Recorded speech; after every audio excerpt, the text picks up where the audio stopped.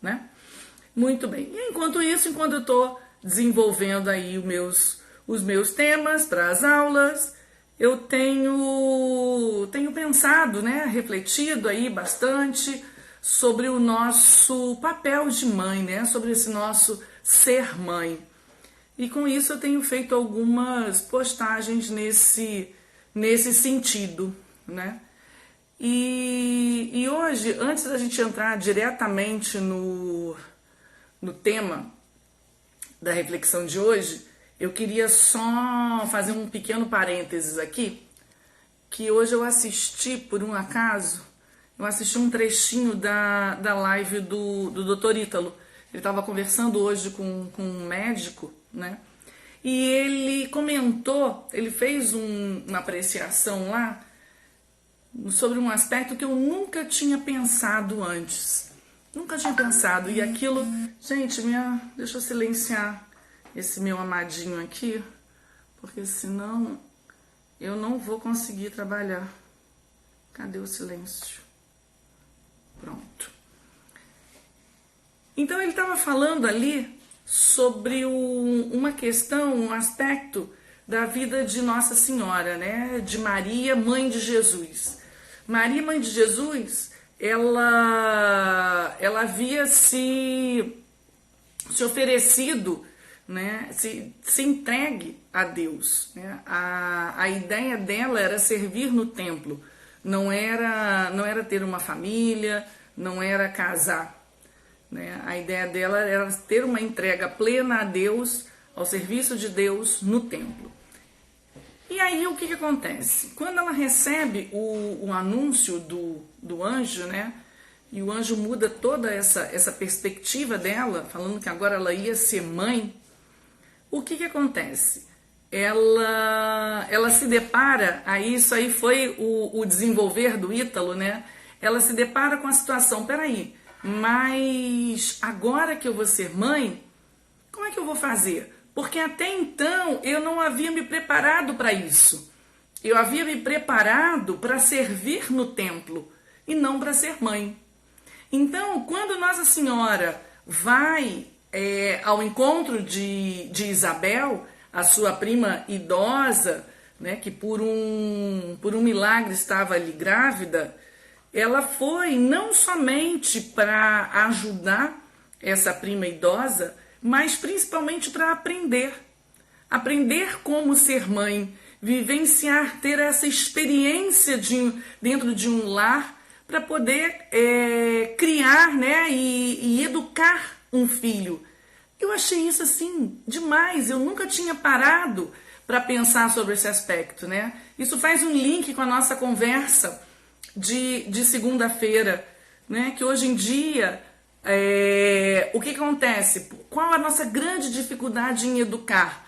A nossa total falta de experiência, né? De lidar com crianças, de educar crianças, de conviver com irmãos pequenos, conviver com familiares pequenos, para que a gente possa ter essa integração. E Nossa Senhora, foi assim que ela aprendeu. Olha que demais, né? Com o sobrinho. O filho da prima, ela foi lá, ela foi acompanhar, ela ajudava a prima e ao mesmo tempo ela se formava, né, enquanto mãe.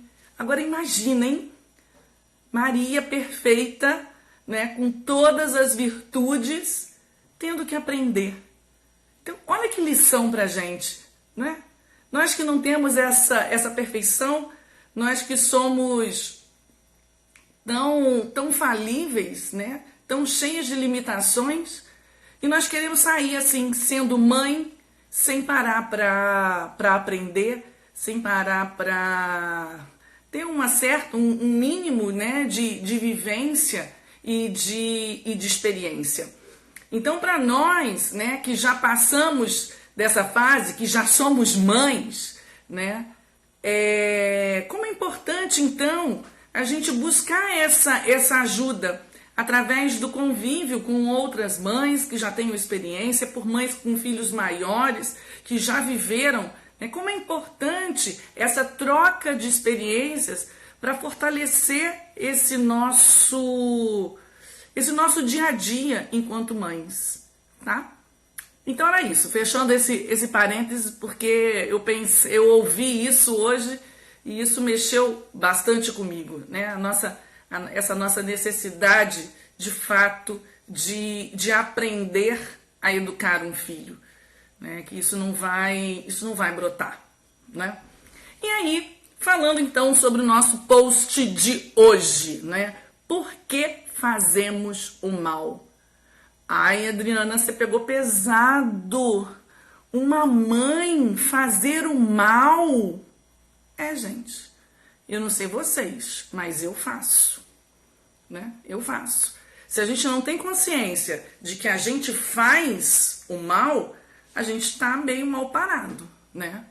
Porque se a gente não tem essa consciência, como é que a gente vai lutar? Baixando meu brilho aqui. Como é que a gente vai lutar contra isso? Quando é que a gente vai melhorar isso para não permitir que o mal, de fato, né, acabe nos conduzindo? Né? Então, isso é uma realidade, gente. Né? O mal, ele existe e nós nos permitimos, né, sermos muitas vezes levadas por esse mal, né? Então é aquela velha máxima, né, que eu vejo o bem, eu entendo o que é o bem, mas escolho o mal, né? Aborreço o mal que eu não quero, né, mas faço esse mal, né? Eu desejo o bem, mas acabo muitas vezes fazendo mal. E esse é um desafio, né, para todas nós. Isso passa não só enquanto mães, mas passa enquanto pessoas, né, em várias situações, mas enquanto mãe também. Como eu coloquei lá no post, a gente chega às vezes no final do dia, né, com aquela cabeça de que, caramba, esse dia hoje foi uma porcaria, né? Eu só fiz besteira, hoje eu só fiz brigar, hoje eu só fiz gritar, hoje eu só fiz fazer fofoca, reclamar, né? Mas isso é humano, Mas o que acontece, né? A gente precisa entender que para que a gente possa vencer uma situação como essa, ou pelo menos para que a gente possa entrar em paz numa batalha em relação a isso, a gente precisa entender que essa batalha, ela não é uma batalha racional, não é? Porque se fosse racional, já estava tudo resolvido. Eu já entendi que eu não devo gritar. Eu já entendi que gritar é uma demonstração da minha fraqueza, do meu descontrole, da minha frustração. Eu entendo isso perfeitamente, não é? Então, ótimo. Se o meu intelecto, se a minha razão já entendeu, maravilha, não vou fazer isso nunca mais. É isso que acontece? Não é. Não é isso que acontece. Então, a nossa luta, ela não pode estar no nível racional. Tá bem? A nossa luta, ela tem que ir além. Ela vai além. Tá bem? Mas por quê? O que acontece? A gente precisa entender, né, que o mal é um movimento que vai surgindo em nós, tá bem?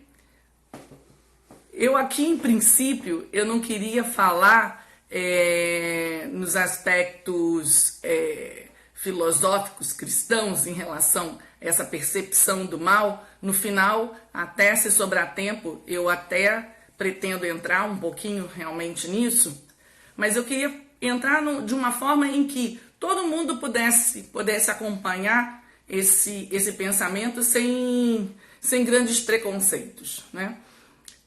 Então, o que acontece? Esse mal, não é? Ele é um movimento.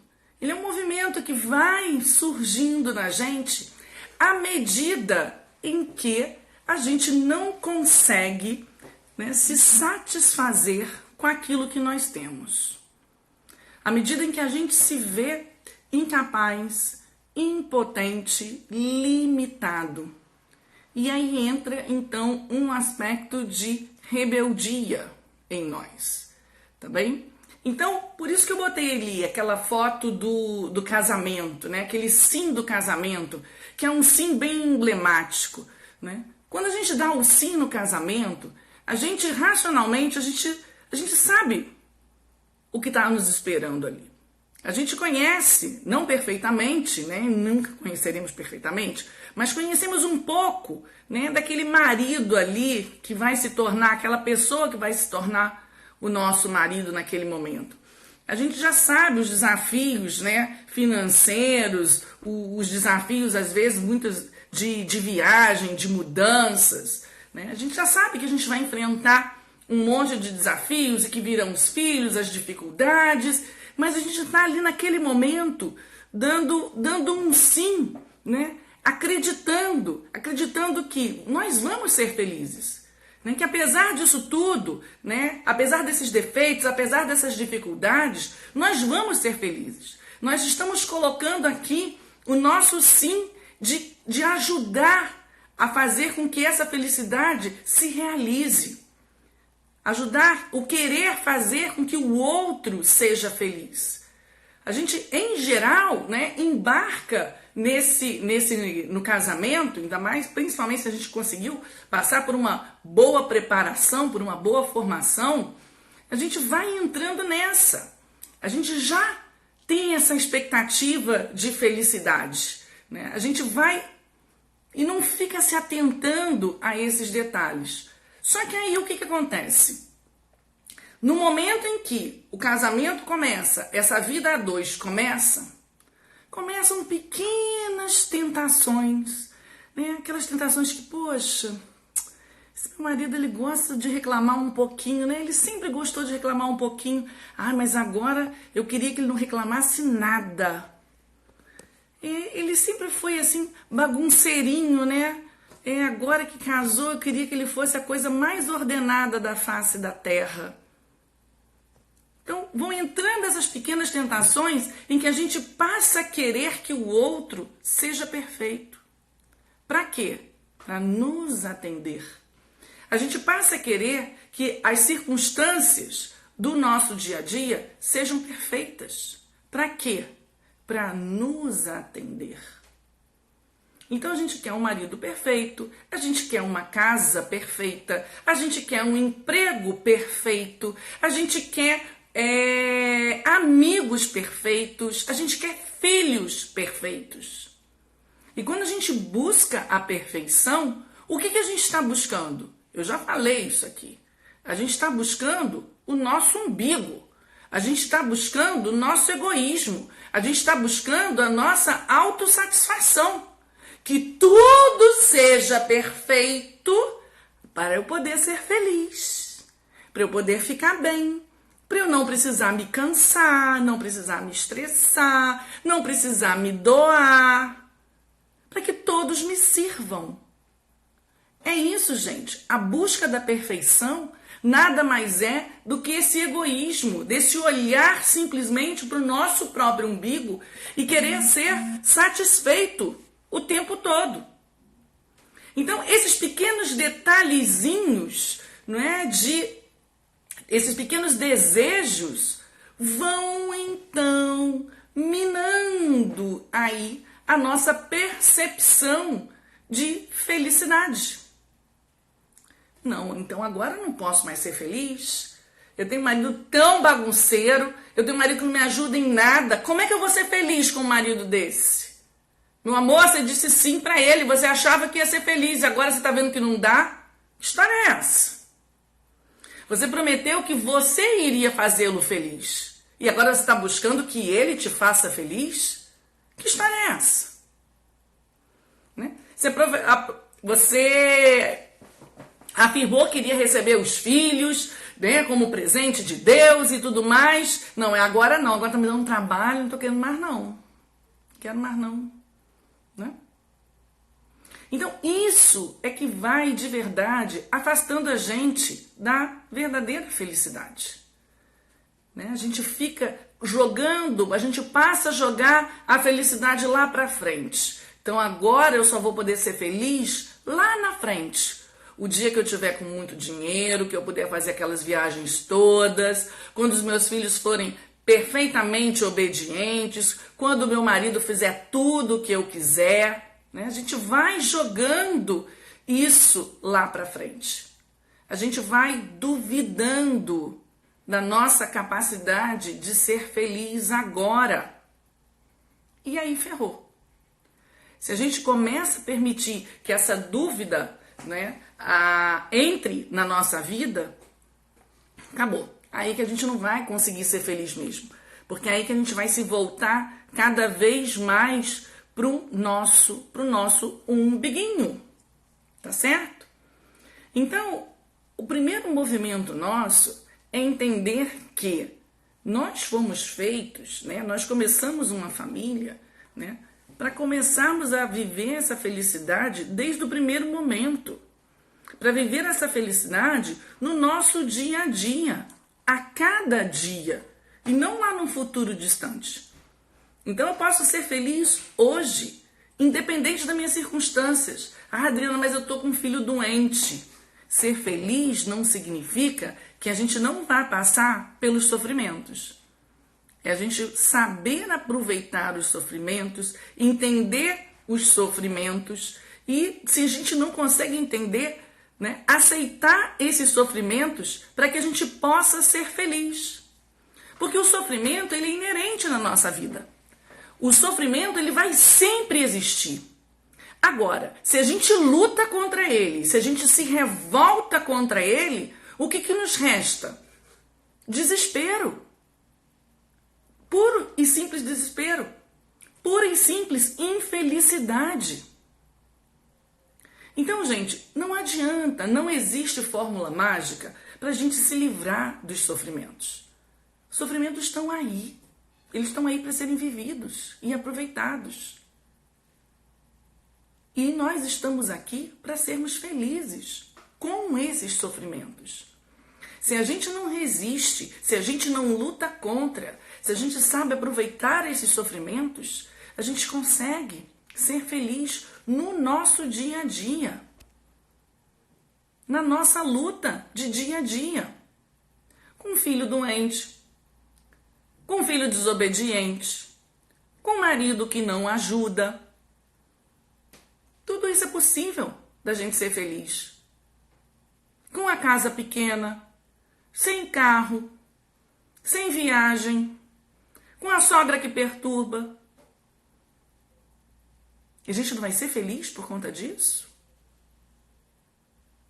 Não tem, gente. Está na nossa mão. A luta, né, para a gente enfrentar isso tudo, está na nossa abertura dos nossos olhos e a abertura do nosso coração. Só, de fato, o amor e não o nosso racional que vai fazer com que a gente consiga ir superando a cada dia essas dificuldades, para que a gente possa ser feliz a cada dia.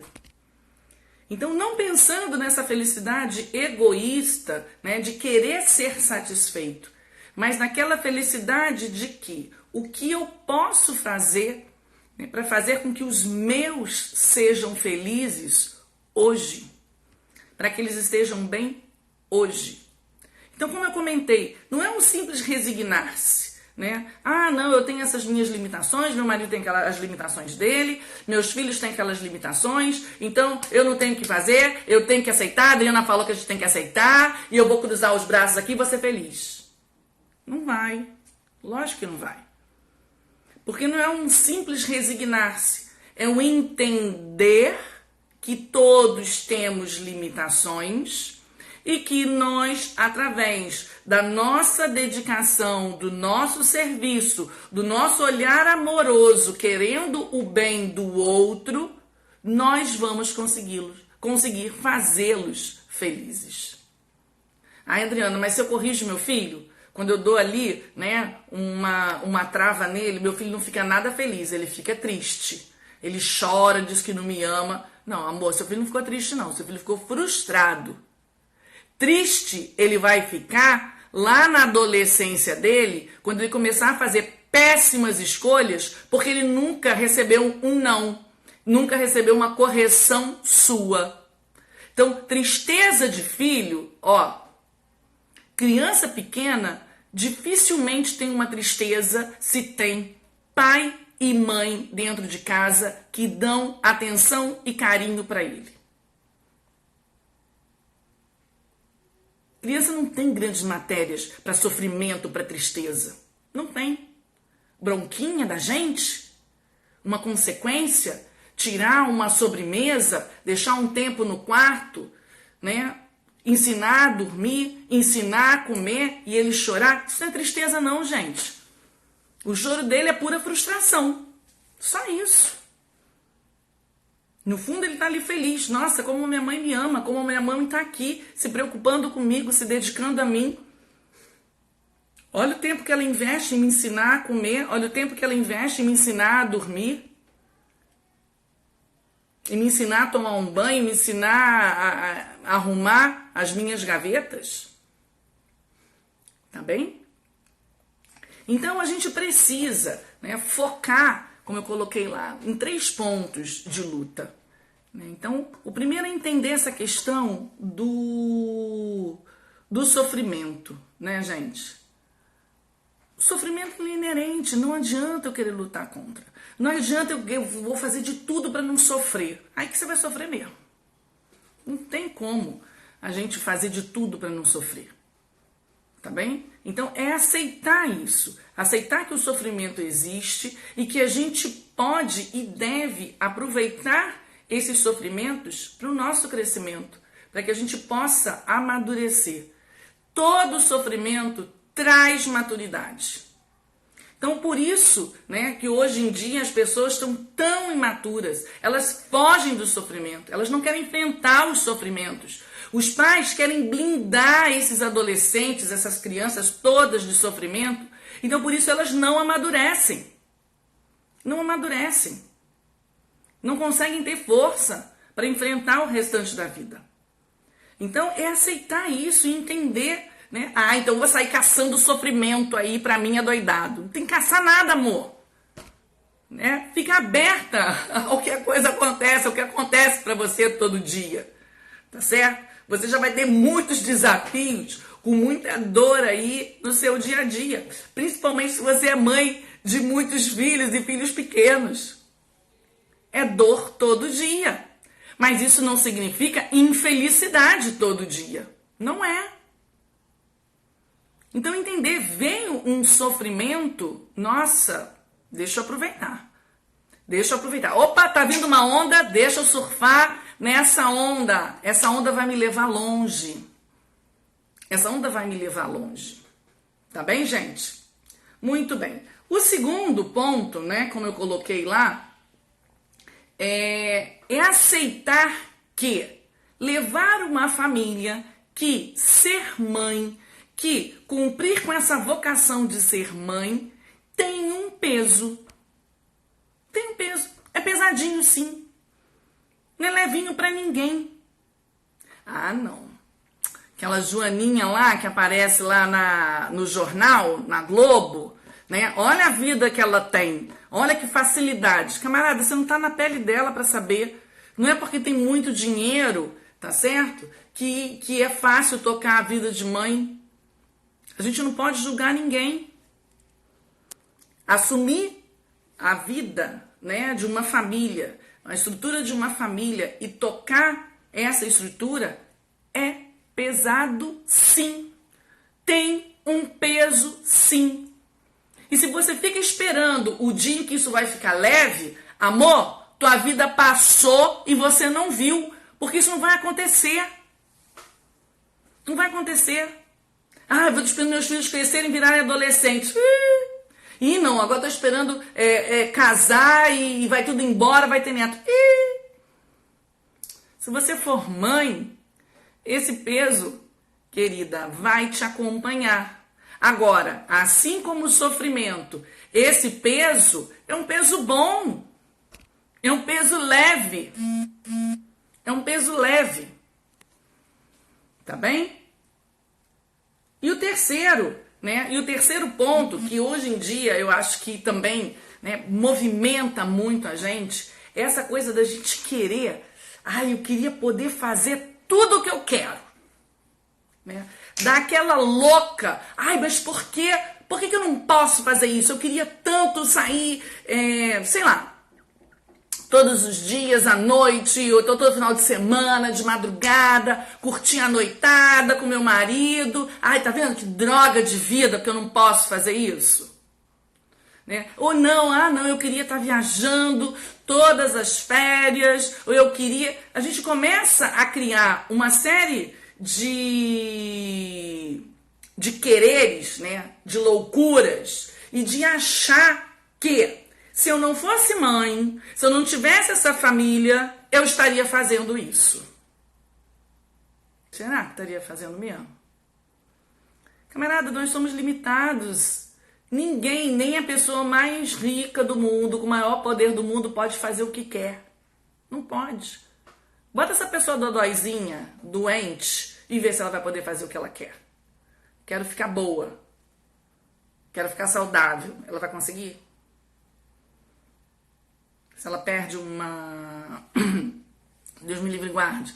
Se perde um membro da família querido, ela vai conseguir fazer com que essa pessoa ressuscite? Consegue, cara. Então, é isso. É tirar da nossa cabeça esse pensamento, né, meio adolescente ainda, de que, ai, putz, eu queria fazer o que me desse na telha. Né? Eu queria sair fazendo tudo. Camarada, a gente faz escolhas. E à medida que a gente faz uma escolha, a gente deixou um tantão de coisas para trás. E a gente disse, quando a gente diz sim para algumas coisas, a gente está dizendo não para outras tantas. E a gente precisa entender isso. Quando a gente disse sim no nosso casamento, quando a gente disse sim aos nossos filhos, a gente disse não para uma pancada de coisa. Não adianta ficar nessa tentativa de quê? De conciliar tudo. De conciliar ser mãe, conciliar ser esposa, conciliar, né, tocar uma família com outras coisas, cara. Não dá. Tem coisas que são totalmente inconciliáveis com a vida de uma mãe. Não dá. Você fez essa escolha. Então para, né? Aí volta no ciclo. Para de sofrer, cara, porque você não consegue fazer determinadas coisas, porque você não pode fazer determinadas coisas. Foi fruto da sua escolha. Então escolhe agora ser feliz na sua família. Escolhe agora ser feliz hoje. Apesar do sofrimento que você tem, apesar da sua imperfeição, apesar da imperfeição dos seus filhos, do seu marido, escolhe ser feliz. Ai, como? Eu escolho. Ok, tô falando aqui, Adriana, agora, diante desse telefone. Eu escolho ser feliz. Mas como? Na hora eu não consigo, cara. Dilata o seu coração. Esquece de você. Esquece de você. Isso é meio louco, né? Mas esquece de você. Pensa na sua família. Pensa no seu marido. Pensa nos seus filhos. E se entrega por eles. A cada dia. Você vai ver como a felicidade começa a brotar no seu coração. Como o seu coração vai começar a crescer cada vez mais. De tanto amor. E aí não vai sobrar espaço para esses desejos, para esses pensamentos, para essas vontades, para essas tristezas. As coisas vão sumindo. As coisas vão sumindo. Agora, o que acontece? Vou abrir aqueles meus parênteses a respeito da fé. Quem tem fé, o que acontece? Tá bem? Vamos fazer um paralelo aí, tá? Com o que Deus faz com a gente, tá? Deus nos criou para quê? Para sermos felizes, para desfrutarmos do amor dele, para amarmos ele neste mundo, né? E depois amarmos ele no céu, nos derramarmos nele no céu. Nós tínhamos isso dado de presente. Esse foi o plano original de Deus para a nossa vida, tá certo? Para a vida de todos os homens. Só que um determinado movimento que na Bíblia a gente ouve, né, que esse movimento ele vem de fora, em princípio, né? Algo fora que traz esse movimento para dentro, dizendo: olha, não olha para tudo isso maravilhoso que você tem, não. Presta atenção só nesse detalhezinho aqui. Sabia que você é limitado? Sabia que tem uma coisinha que você não pode fazer?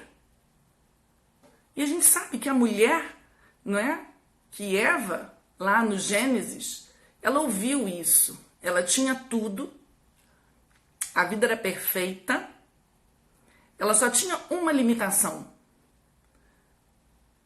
não conhecer o bem e o mal, não conhecer o mal. Ela não poderia provar daquele fruto que levaria ela ao conhecimento do mal. Então, ao se sentir limitada, ao duvidar do amor de Deus por ela, né? Poxa, então Deus não me ama do jeitinho que eu sou. Ele me colocou aqui uma limitação, ele não me ama, né? Então, ao duvidar desse amor, se sentindo limitada, entra então em Eva esse movimento de quê? De rebeldia. Esse movimento de não, eu vou atrás disso que me falta. Eva não para olhar tudo que ela já tem, toda a maravilha que ela já tem. Ela vai atrás, ela vai perseguir aquilo que ela não tem. E na medida em que ela concretiza isso, que ela vai ao encontro de satisfazer esse desejo, o que acontece? Ela perde. Ela perde toda a felicidade. Entra um mal. Entra um mal na vida dela. Entra um mal na humanidade. E assim somos todos nós. Quando a gente para e fica remoendo o que nós não temos, o que nós não somos, né? Nós começamos a duvidar do amor de Deus. Deus me criou com essas limitações que eu tenho. Se ele não quisesse que eu tivesse essas limitações, seria tão simples ele não me criar com elas, não é? Por que ele me criou com elas? É porque é com essas limitações que eu vou ter capacidade de lutar nessa vida. É para melhorar essas limitações agora que eu vou ter a oportunidade de amar, que é o que Deus quer que nós façamos. Então são essas nossas limitações que vão nos movimentar, fazer com que nós queiramos ser melhores, mas para amar, ser melhores, amadores, amantes, aqueles que amam, e não em busca de uma perfeição, e não em busca de ser o melhor, a perfeita. Não é isso. Perfeito só Deus. Perfeito só Deus. Então, meus amores, se nós temos fé, tá bem? É preciso que a gente coloque também o amor de Deus nessa nossa equação da nossa vida em família. A gente coloque o amor de Deus, né, para ajudar a gente nesse combate. Para ajudar a gente. Senhor, olha só, eu estou vendo que eu não estou conseguindo, o meu racional não consegue. Eu quero amar, mas me ajuda a amar.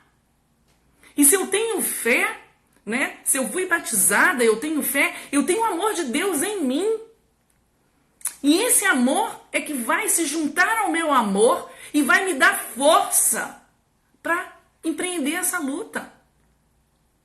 Para empreender essa entrega de todos os dias. Para empreender esse olhar para o outro de todos os dias. Triste de quem não tem fé e não pode se apropriar desse amor de Deus. Triste de quem não tem fé e não pode contar com esta força transformadora de vidas, que é o amor de Deus.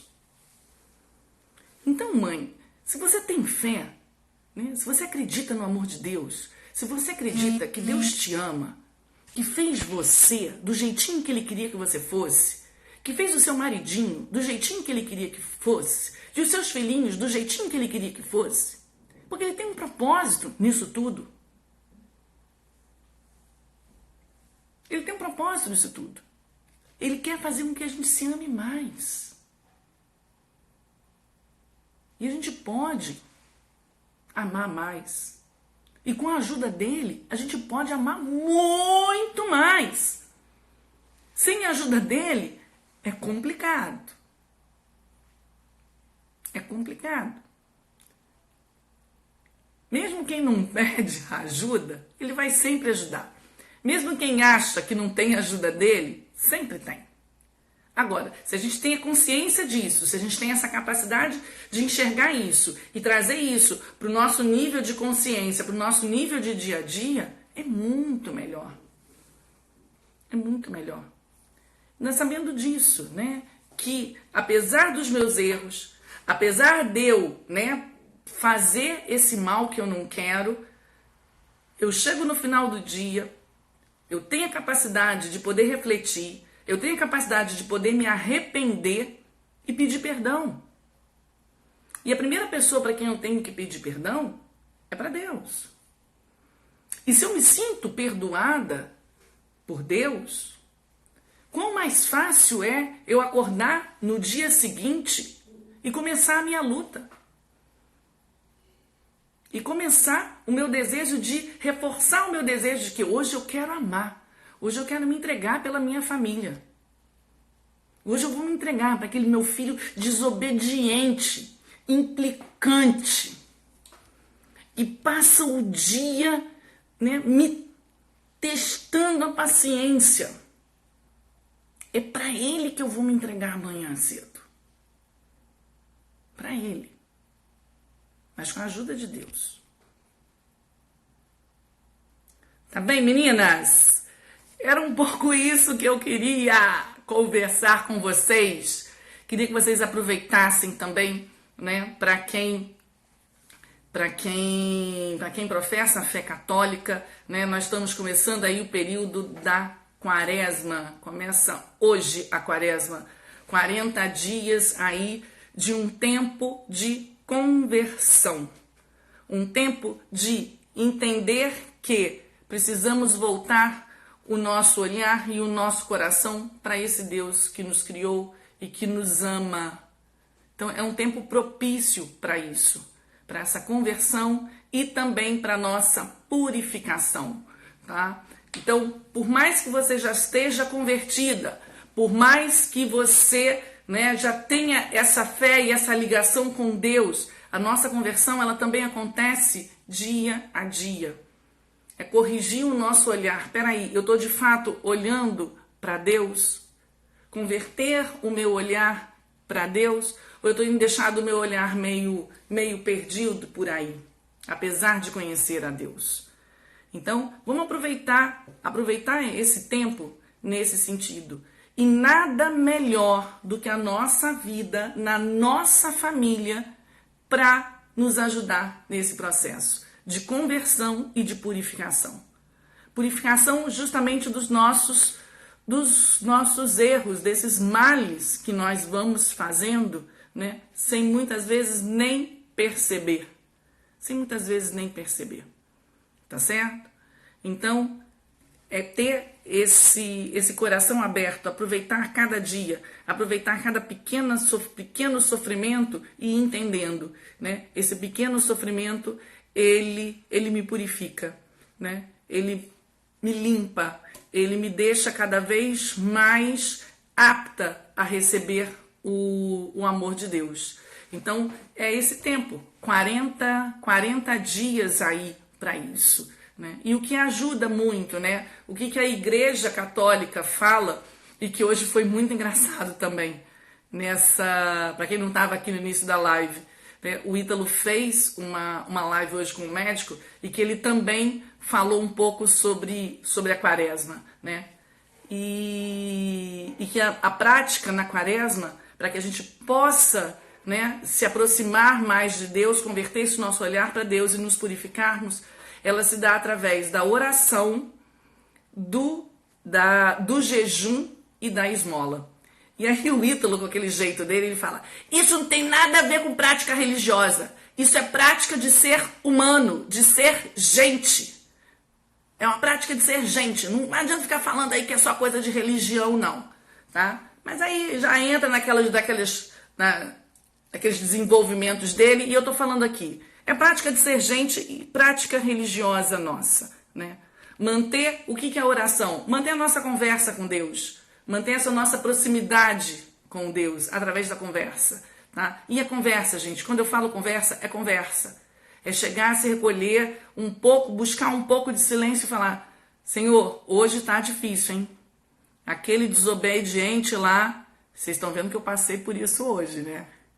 Cara, hoje como foi difícil para mim enfrentar o meu desobediente aqui. Eu tenho desobediente em casa, eu tenho.